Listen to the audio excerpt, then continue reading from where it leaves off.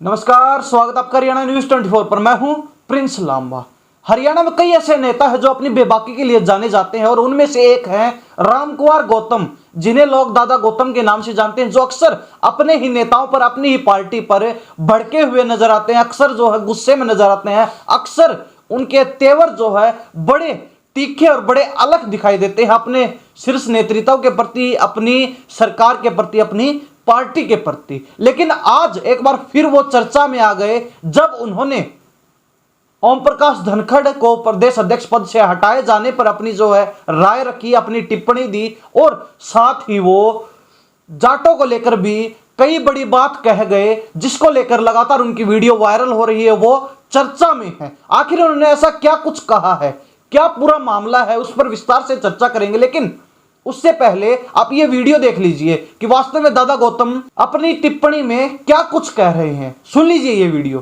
जब जाट को chief minister बनाए तो वरना कितने मंत्रालय हैं जाटों के पास, आप देखिए कितने मंत्रालय दुष्यंत के पास है, रणजीत सिंह के पास है, जेपी दलाल है, मैक्सिमम मंत्रालय जाटों के पास है, मैक्सिमम। और अध्यक्ष भी बना दिया था धनखड़ जी को, एक वोट का भी फर्क नहीं डाल सके धनखड़ साहब। ये नहीं कि धनखड़ करना नहीं चाहता था, उन्होंने बहुत कोशिश करी है कि भाई तुम आ जाओ, अच्छी पार्टी है, लेकिन जाट को सिवाय चीफ मिनिस्ट्री के और कोई चीज चाहिए नहीं, क्योंकि राज कर चुके उन्होंने। ये नहीं कि जाट के साथ इस राज्य में कोई अन्याय हुआ है। खट्टर साहब की मेरिट और जाटों का, जाट इस वक्त बहुत आगे जा चुके, बच्चे पढ़ते हैं, बड़े लायक बच्चे हैं, सारे खेल के खिलाड़ी भी है जाट। कोई नौकरी उठा के देख लो, अच्छी नौकरी, बेस्ट नौकरी, उसमें मैक्सिमम बच्चे जाटों के हैं, काबिलियत के आधार से हर तरह से आगे हैं। अभी एक्सचेंज लगे थे, मुझे किसी ने बताया 16 पब्लिक हेल्थ में, 16 में से 8 जाट थे।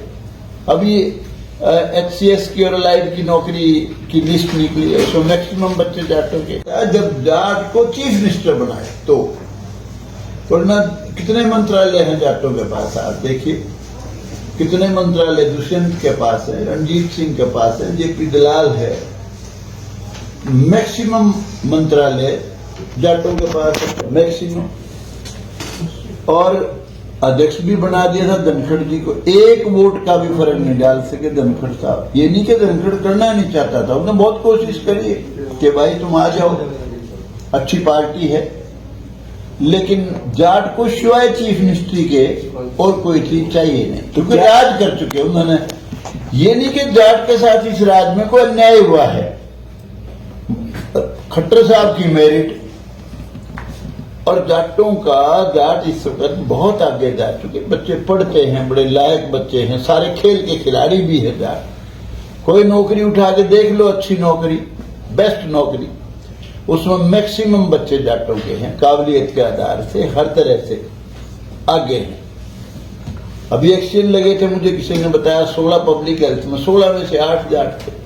अभी HCS की और अलाइड की नौकरी की लिस्ट निकली है, उसमें मैक्सिमम बच्चे जाटों के। तो सुना आपने रामकुमार गौतम को ओम प्रकाश धनखड़ को लेकर और जाटों को लेकर उन्होंने अपनी टिप्पणी के माध्यम से क्या कुछ कहा है, इसी पर विस्तार से चर्चा करते हैं। जब प्रेस कॉन्फ्रेंस में पत्रकारों के द्वारा उनके सामने ओम प्रकाश धनखड़ को प्रदेश अध्यक्ष पद से हटाए जाने का सवाल किया, तो पहली बार उन्होंने टिप्पणी दी है इस मामले पर। पहली बार बोलते हुए वो कहते हैं कि अगर एक पद से किसी जाट नेता को हटा दिया गया तो उससे कोई खासा प्रभाव पड़ने वाला है नहीं, लेकिन फिर भी ओम प्रकाश धनखड़ ने अध्यक्ष पद पर रहते हुए बड़ा जो है प्रयास किया, बड़ी कोशिशें की, बड़े जो भागे घूमे हैं पूरे प्रदेश के अंदर, बड़े भागे घूमे हैं अपने समाज के अंदर, लेकिन एक भी नया वोट ओम प्रकाश धनखड़ अपनी सरकार के साथ, अपनी पार्टी के साथ नहीं जोड़ पाए।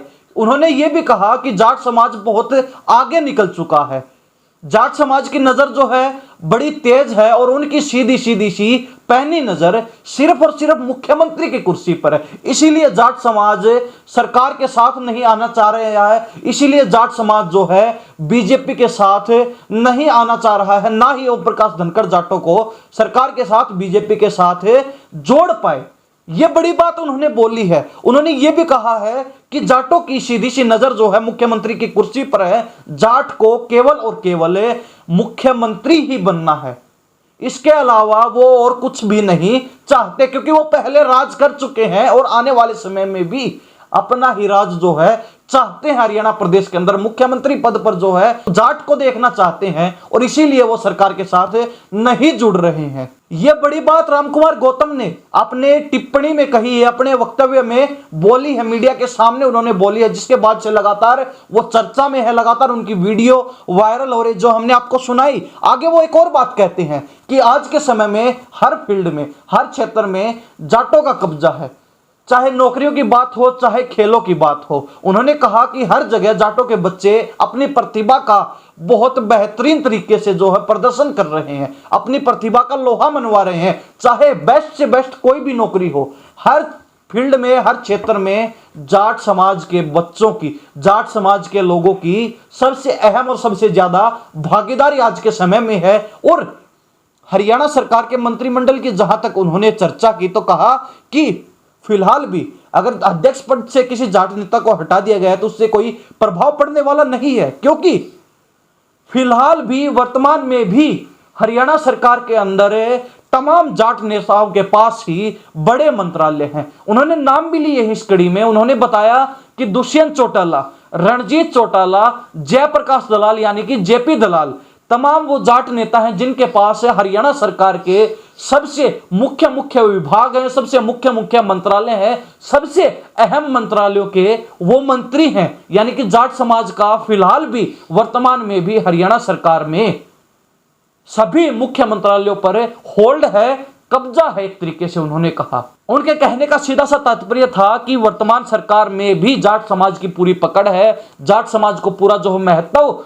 दिया जा रहा है, जाट समाज फिलहाल की राजनीति में भी सबसे मजबूत है और सबसे मजबूती के साथ अपनी भागीदारी निभा रहा है। तो ये वो मुद्दा था जिस पर विस्तार से चर्चा हमने की, जिस पर चर्चा करना भी बड़ा जरूरी था, क्योंकि आज के समय में हरियाणा प्रदेश में भी कहीं ना कहीं जातिगत राजनीति जो है चरम पर है। पिछले दिनों भूपेंद्र सिंह हुड्डा ने कहा कि हम 4 उप मुख्यमंत्री बनाएंगे, जिसमें से अलग अलग समाजों के, अलग अलग जो जातियों के, अलग अलग वर्गों के उप मुख्यमंत्री होंगे। ठीक उसी प्रकार बीजेपी ने भी कहीं ना कहीं जातिगत फैक्टर खेलने का पूरा प्रयास किया है, जातिगत कार्ड खोलने का अपने पूरा प्रयास किया है। और उसी रंग में अब दादा गौतम भी रंग चुके हैं और कहीं ना कहीं उसी तरीके से उन्होंने भी अपनी टिप्पणी बड़ी बेबाकी के साथ ओम प्रकाश धनखड़ को लेकर और जाट समाज को लेकर सबके सामने रख दी है।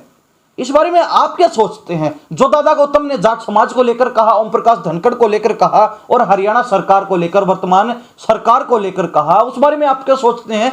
कमेंट में अपनी राय जरूर दे दीजिए। इन्हीं सब बातों के साथ मैं प्रिंस लांबा, हरियाणा न्यूज़ 24। नमस्कार, जय हिंद।